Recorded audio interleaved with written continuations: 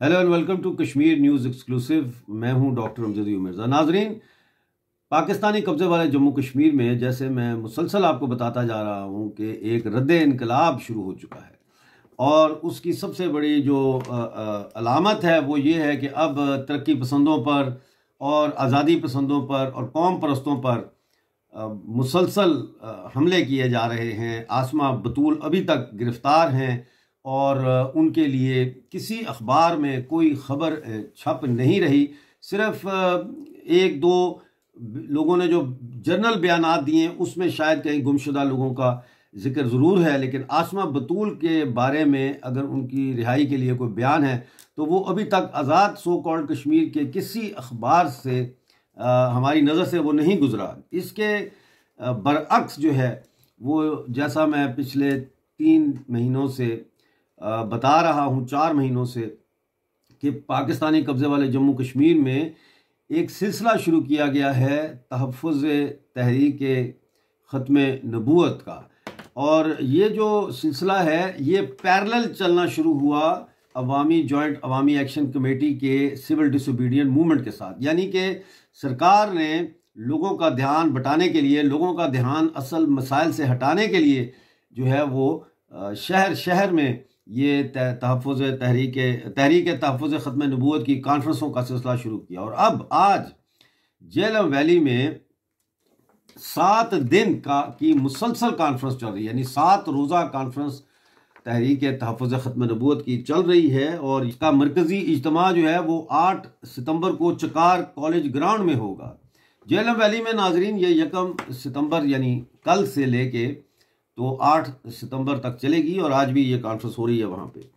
ये मजहबी आज़ादी के हम खिलाफ नहीं हैं, लेकिन मज़हब को एक इंस्टीट्यूशन बना के उसको रियासत के मफाद के हक में इस्तेमाल करके अवामी हुकूक की तहरीकों को डिसंगेज करने के लिए, उनको ख़त्म करने के लिए, उनके अंदर दरारें पैदा करने के लिए और अवाम की तवज्जो असल मसाइल से हटाने के लिए जब मज़हब को इस्तेमाल किया जाए तो फिर वो मज़हब इंसान की फलाह के लिए नहीं बल्कि इंसान की तबाही का बायस बनता है। क्योंकि वो समाज जो है वो सुन हो जाता है, वो समाज नम हो जाता है, वो समाज सो जाता है, वो समाज अपने हुकूक की जदोजहद के लिए जो है हाथ पैर चलाना बंद कर देता है। मिसाल के तौर पर नाजरीन, जो अहम तरीन खबर है वो ये है कि 42 लाख की आबादी जो है POJK की, उसमें से 5 लाख ख्वातीन जो हैं वो गुर्बत की लकीर से नीचे ज़िंदगी गुजार रही हैं। वो बेलबास भी हैं, उनके पास अपने कपड़े ख़रीदने के पैसे भी नहीं हैं। सतह गुर्बत से नीचे 5 लाख ख्वातीन POJK में जी रही हैं और वो अपना इजहार भी नहीं कर सकती, कोई एहतजाज भी नहीं कर सकती, क्योंकि समाज का इतना दबाव है उनके ऊपर। और कोई ऐसी तंजीम भी नहीं है, कोई ऐसी सियासी जमात भी नहीं है जो इन 5 लाख ख्वातीन के हकूक़ के लिए बाहर निकले या आवाज़ उठाए। और यूं लगता है कि इन ख्वातीन ने अब एक ही रास्ता अपना लिया, वो ये है कि जेलम का जो दरिया जेलम का पुल है उस पर जाके बच्चों समेत खुदकुशियाँ कर रही हैं और ये खुदकुशियों में इजाफा हो रहा है। और इन खुदकुशियों को कवर किया जाता है ये क्या क्या क्या घरेलू नाचाकी की वजह से जो है औरत ने खुदकुशी कर ली। हालांकि इन खुदकुशियों का बराह रास्त ताल्लुक जो है वो गुर्बत से है कि औरतें जो है वो अब घर का किचन नहीं चला पा रही, वो अपने बच्चों को स्कूलों में नहीं भेज सकती क्योंकि स्कूलों की फ़ीस नहीं है। बेशुमार औरतों ने पिछले सालों में आसान जो कर्ज़ों की स्कीमें थी उसके तहत कर्जे लेकर किसी ने अपना घर बनाया, किसी ने कोई छोटा मोटा कारोबार किया, लेकिन इंटरेस्ट रेट बढ़ने की वजह से और पाकिस्तान के अंदर जो अमूमी इकोनॉमिक क्राइसिस आया है उसकी वजह से वो कर्जा उस तरह से वापस नहीं कर सकती और उनके कर्ज़ों को रीशेड्यूल भी उस तरह से नहीं किया जा रहा। गो के पाकिस्तान जो है वो चाइना, सऊदी अरेबिया, UAE के आगे हाथ बांध के खड़ा है कि जी हमारे जो कर्ज़े हैं उनको आप 3 साल के लिए या 5 साल के लिए जो है वो रोल ओवर कर दें। लेकिन इन गरीब ख्वातीन के जो कर्ज़े हैं जो उन्होंने लिए हैं उनको रोल ओवर नहीं किया जाता और फिर उनके पोजेशंस जो है, किसी के पास कोई गाय है, किसी के पास कोई बकरियां हैं, वो पुलिस आती है और वो भी ले जाती है या उनके घरों की कुर्कियां हो जाती हैं। ये बड़ी गंभीर सूरत हाल है और इस सूरत हाल के चलते हुए हम देखते हैं कि एक और तमाशा किया है इस वक्त पाकिस्तानी सहूलतकार जो गवर्नमेंट बैठी हुई है POJK में उसने, और वो ये कि सईद गिलानी की तीसरी बरसी को बड़े शान और शौकत से पाकिस्तान में मनाया जा रहा था, पाकिस्तानी कब्जे वाले जम्मू कश्मीर में मनाया जा रहा था।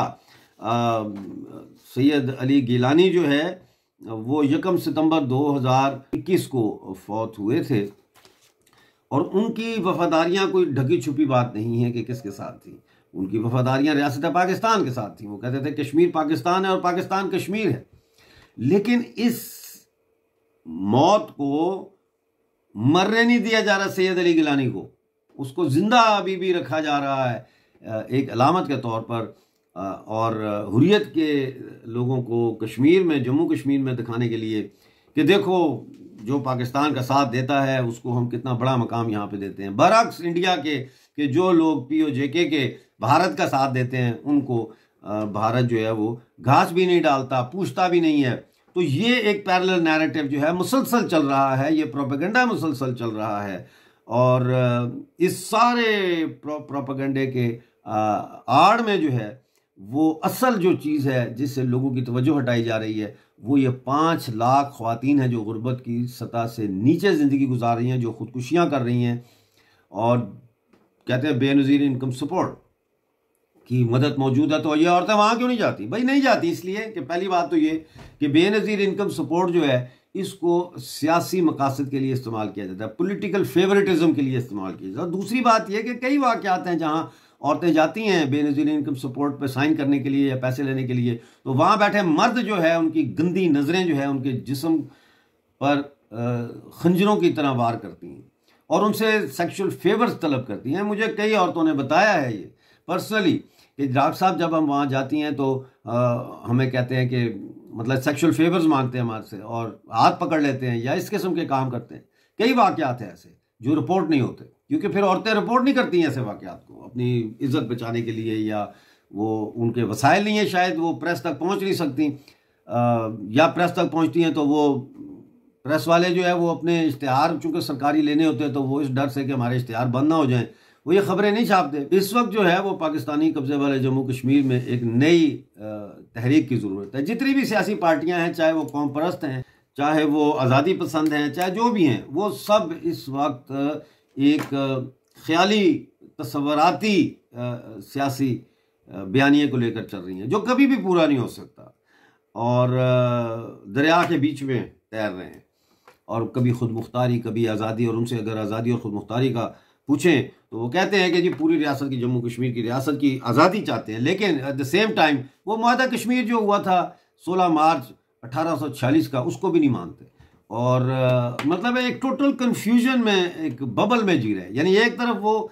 महाराजा गुलाब सिंह को मानते हैं लेकिन दूसरी तरफ वो महाराजा हरि सिंह के मुआहदा ला के भारत को नहीं मानते और कहते हैं प्लेबिसाइड होना चाहिए। भाई प्लेबिसाइड होना चाहिए तो प्लेबिसाइड होने के लिए या रायशुमारी होने के लिए जो है सबसे पहले पाकिस्तान की फौजें निकलनी चाहिए। लेकिन कोई पाकिस्तान की कब्जे वाले जम्मू कश्मीर की जो सियासी जमात है वो ये मुतालबा नहीं करती कि पाकिस्तान अपनी फौजें निकाले।